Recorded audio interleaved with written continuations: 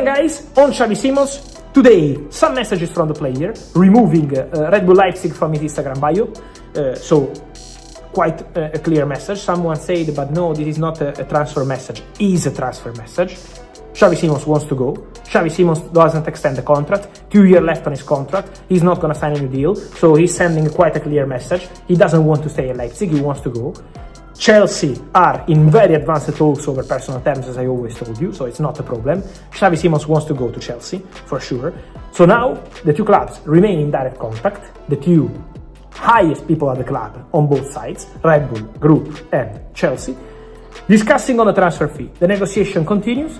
Then, of course... Okay, some transfer news just into us, and Chelsea are aiming to make sure that Javi Simons and Alejandro Garnacho both sign for them before the window closes.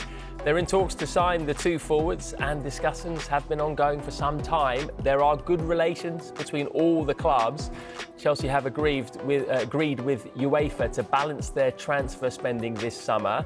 So far, they have signed Liam Delap, João Pedro, Jorel Hato, and there will be more incomings as players are sold and loaned out.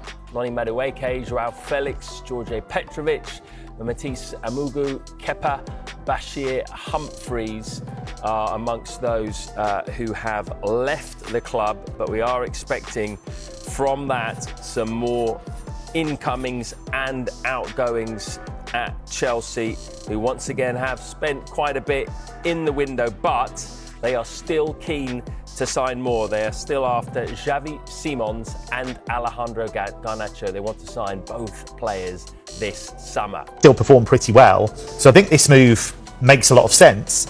My question about Xavi is, yes, the technical quality's there, goals, assists, all that stuff, fine. How's he going to deal with not being the main man? Because you're not at Chelsea. Cole Palmer is. So how's he going to deal with that? So I'll be really fascinated to see how that shakes down.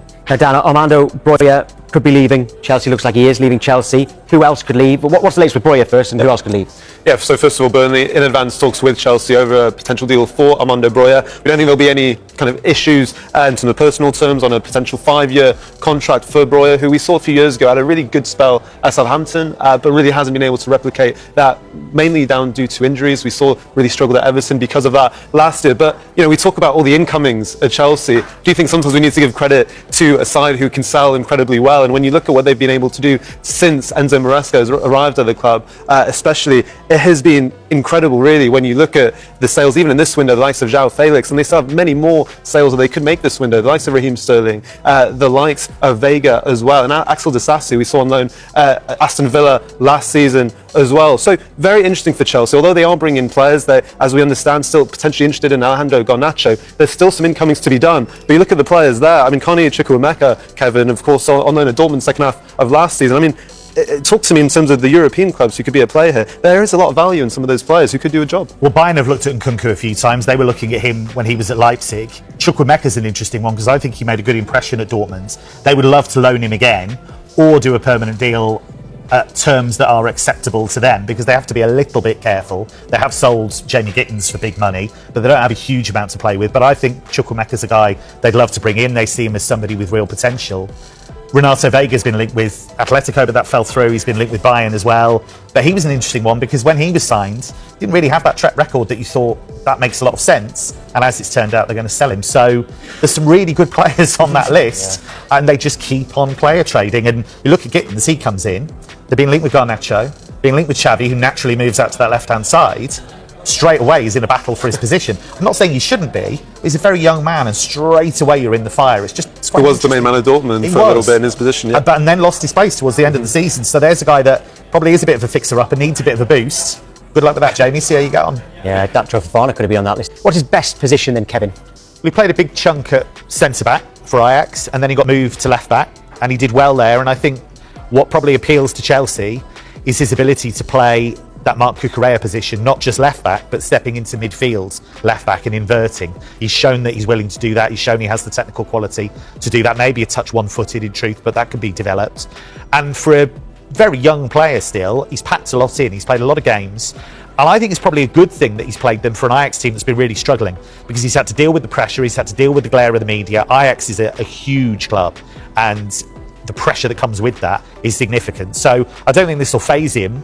and he's somebody that can cover those two positions. So I think this is really smart by Chelsea. It's interesting because I think I remember when Ajax came to England to play Aston Villa a few years ago in the Conference League, and speaking to a lot of our Dutch colleagues, he was very much tipped to be the next big star there. So he has been groomed for this moment, you could say.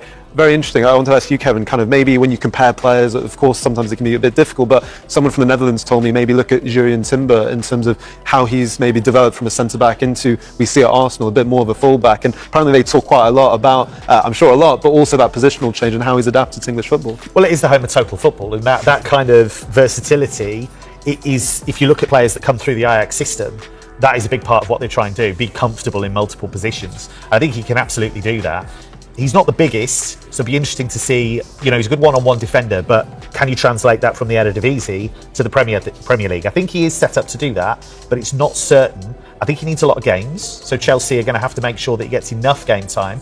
But of course, Cucurella is a lock in that left-back position. But I think it's good for Chelsea that they've now got cover and competition for Cucurella going forward.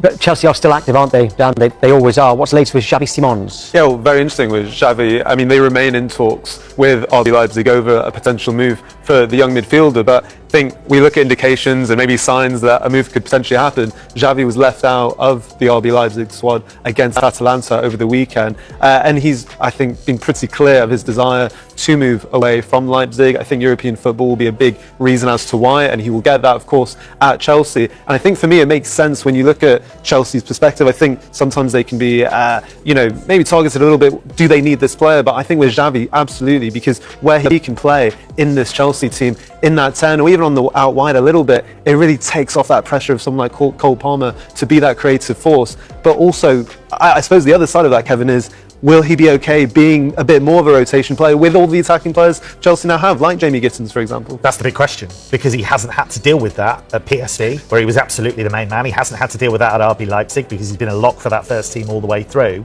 So this is very different. I think Leipzig always planned to sell him, whether they qualified for Europe or not. I think he was always going to be a player that they tried to move for big money. Same with Šeško, they were the two. Because you look at Leipzig, that is the business model, that is what they do. We've seen it time and time again. They've moved players on for big money, and they were the two.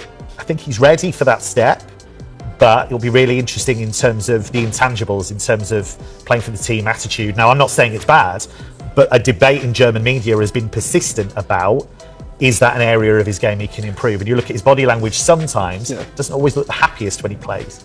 You say he's ready for this moment. I just wonder, because again, Kevin, you'll know much better than I, but he had this move back to PSG, where it felt like that was his time again at a bigger club. So do you think he'll be able to handle the pressure of playing for one of England's biggest, playing in some of the biggest competitions in the world, and the physicality?